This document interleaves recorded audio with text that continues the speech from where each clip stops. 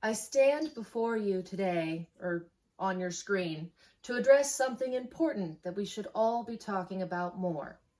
That the 2017 Power Rangers reboot movie is also a remake of The Breakfast Club. She's a brain and an athlete and a basket case, a princess, and a criminal. If you look at the characters, there are clear influential lines in how they were written, most glaringly being that they're all in detention, but the reasons why they're in detention are practically identical. Billy literally blew up a lunchbox with mining explosives, which is nearly the same as Brian, who blew up his locker with a flare gun, and that, to me, is a clear nod to the source material behind the character's writing. Kimberly is in detention for bullying someone on the cheerleading team, just as footballer Andrew was in detention for bullying someone in the locker room. Trini isn't in detention, which I find hilarious given that Allison's big reveal in The Breakfast Club is that she, in fact, doesn't have detention. She just didn't have anything better to do on a Saturday. Claire skipping class to go to the mall is so similar to Jason pranking the opposing school's football team. They're both such popular kid, Greek life, seemingly harmless, unnecessary reasons to get in trouble. Zach is not in detention either,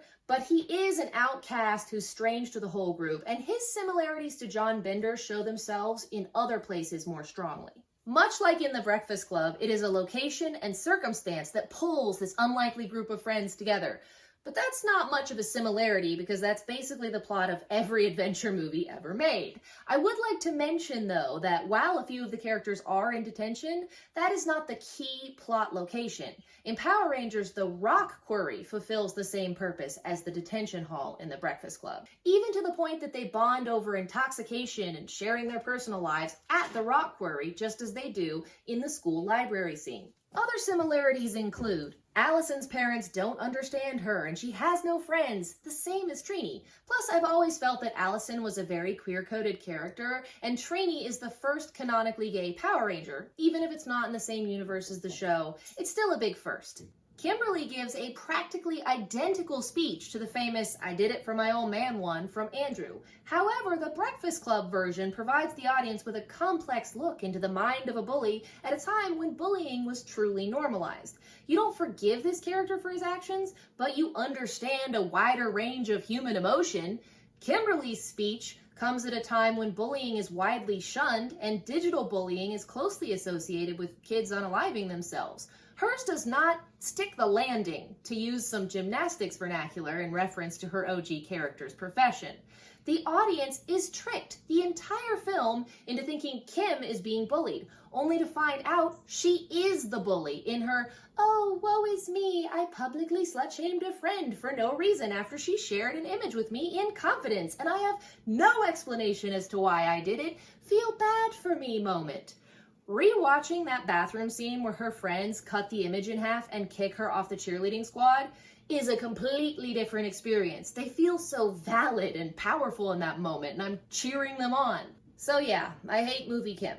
Moving on, they took John Bender's driving force of an abusive parent and made it a sick parent, which works so much better for me. Bender's rationale is, "I'm a dick, but I have a good reason, so none of you can call me out on it." Whereas Zach's is, "You all misjudge me as reckless and unreliable when in fact, I'm wilding out to cope with my trauma and currently caring for a sick mom and supporting my family." It makes him a much deeper character and far more likable than John Bender. I also hate John Bender. He's harassy, emotionally manipulative, and uses honesty to hide the fact that he's actually a bully. So, moving on. I find it really interesting that the princess ends up with the jock in this remake instead of with the criminal. And I mean, maybe they wanted to give the character a healthier relationship, but then they went and made the criminal a better person and the jock a worse person. So is the princess just drawn to whoever in the group is the most toxic? And y'all know, if you saw my last video, keeping the princess and the criminal as the couple would have felt like a prophetic fulfillment moment to me. Zach and Jason deserve a romantic arc. Anyway, now you've heard my thesis on this subject. Okay, bye. Ba-da-boo-ba.